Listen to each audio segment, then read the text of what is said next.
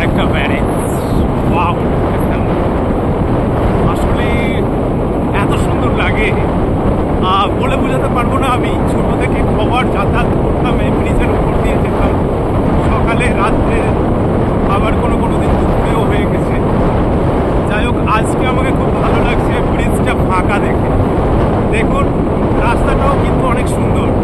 খুব কষ্ট লাগতো যখন এই রাস্তাটার উপরে উঁচু নিচু রাবার পিচ করেছিল, যখন তখন মুছে যেত, গাড়ি যখন জার্ক করতো তখন আসলে খুব মায়া লাগতো, খুব কষ্ট হতো। কিন্তু আজকের রাস্তা একদম শুনশান, ভাইয়ের বাইকে করে যাচ্ছি, সেরকম কোনোই গাড়ি নেই, দেখুন টোটোও নেই।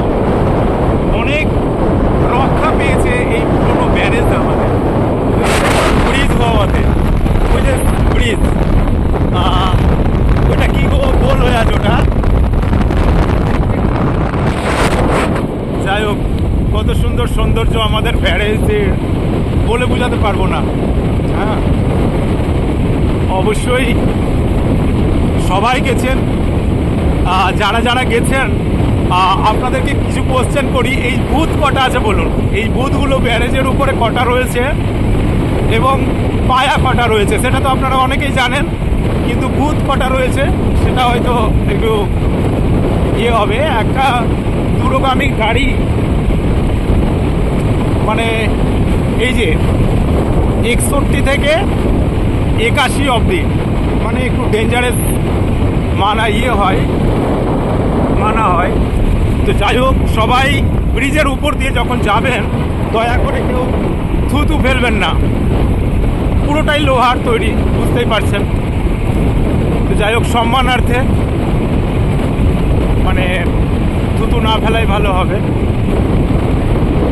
সুন্দর সৌন্দর্য, আমাদের নেচারও একদম মানে খিলখিলাতি ওই নেচার, এবং খুব ভালো লাগছে। দেখুন দু সাইডেরই নেচার, কিন্তু মা গঙ্গার রূপ বিশাল আকার রূপ, কখন জলমগ্ন করে দিতে পারে বলে বোঝাতে পারবো না। তাই গঙ্গা পূজন করুন, গঙ্গাতে দয়া করে প্লাস্টিক জাতীয় কিছু দেবেন না, হ্যাঁ, তাহলে মা গঙ্গা খুশ থাকবে। যাই হোক, ট্রেন আসছে নাকি? হ্যাঁ, ট্রেন আসছে। দেখুন একটাও গাড়ি কিন্তু পেলাম না, সামনে কিন্তু বাস আছে আর ট্রেনেও আসছে। অবশ্যই ভিডিওটা শেয়ার করুন, এবং কারা কারা এত সুন্দর সৌন্দর্য দেখেছেন অবশ্যই কমেন্টে জানাবেন। কি এত দূর চলে আসলাম, ফারাক্কা ব্রিজ শেষ হয়ে গেল, একটাও গাড়ি দেখতে পাইনি, মানে কতটাই হালকা হয়ে গেছে ব্রিজ ভাবুন।